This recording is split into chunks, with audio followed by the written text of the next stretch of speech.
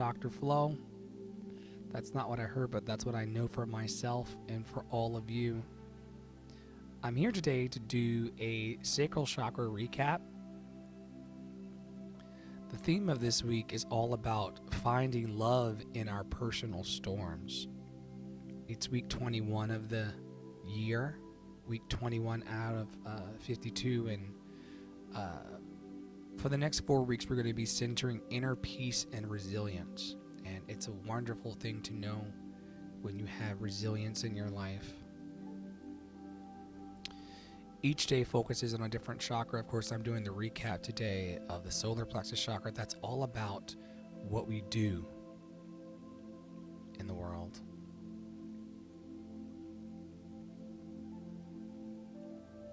Mantra I do. Power in the pocket.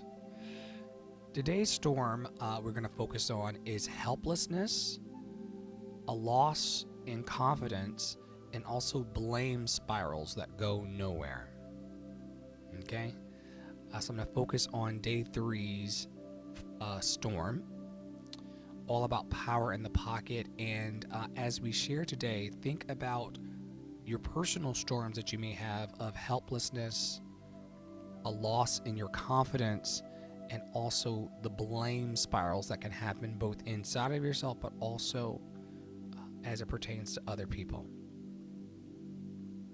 Now, to ground yourself in a storm of helplessness, a loss of confidence, and blame spirals, you can do this grounding exercise. You can do a power pose, such as your hands on your hips with your feet wide, and just take 4 fierce lion breath exhales.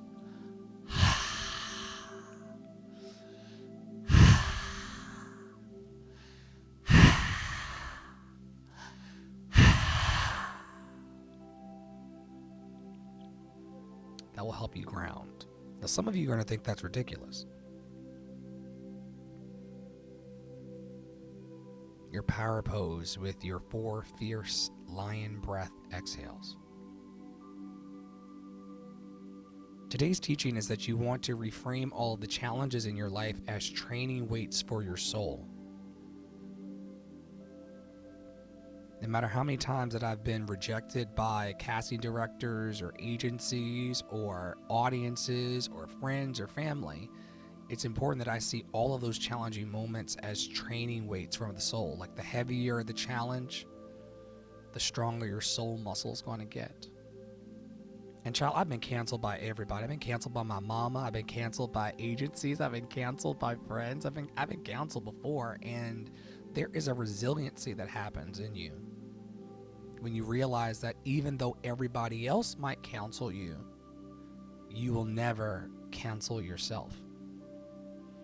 And I speak from experience as a person who for 30 years tried to cancel myself, meaning that I tried to unalive off and on, and I didn't want to be on the planet because I'm like, yo, if the people closest to me don't believe in me, then surely I must not be worth a damn.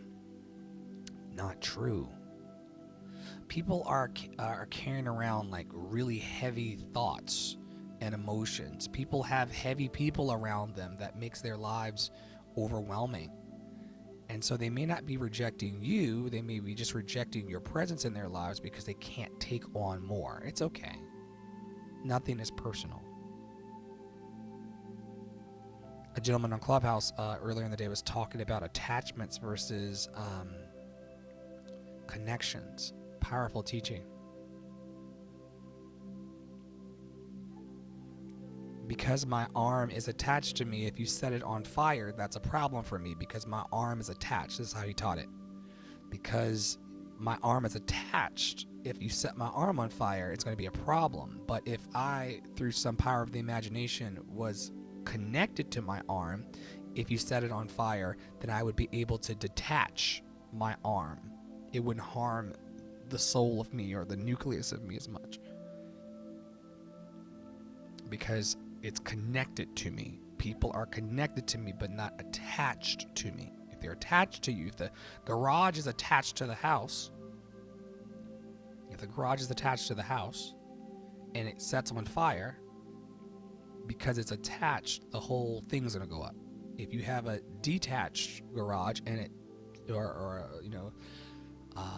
like the housing quarters behind that plantation that just recently burned down, it was not attached, so there was no harm caused. And you have to learn in your life how to detach from the moment, from the situation, from the individual, from the environment. Just detach, because being connected, which of course is me teaching it in a weird way, but being completely attached to any type of outcome or challenge or even win can get heavy for you. But don't worry about being counseled. Don't worry about being rejected. I've survived tons of rejection and will survive more. It's important that you remember that this is a training for your soul. Here's an affirmation that might help you today. I claim my inner power and act from love. You claim your inner power and act from love.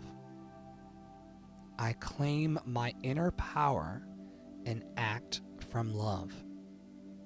You claim your inner power and act from love. Here's an action you can take to recap our solar plexus day. Identify one micro win that you can complete in 10 minutes. It could be an email, it could be a stretch, it could be you tidying your space. Just identify one micro win, not a major win, not you winning the lottery, not you finding that man in Barbados, none of that. What's one micro win that you can complete in 10 minutes? Once again, here's some ideas. It could be an email, it could be a stretch, it could be a sketch, it could be tidying your space. But finish it today to prove to yourself that you have momentum to make your life pop. Hope you enjoyed today's solar plexus chakra recap. I'm Dr. Flo, always telling you never what I heard, but what I know. What I know is that you're loved and lovable. You've always been loved and lovable. You're going to be that way for the rest of your life.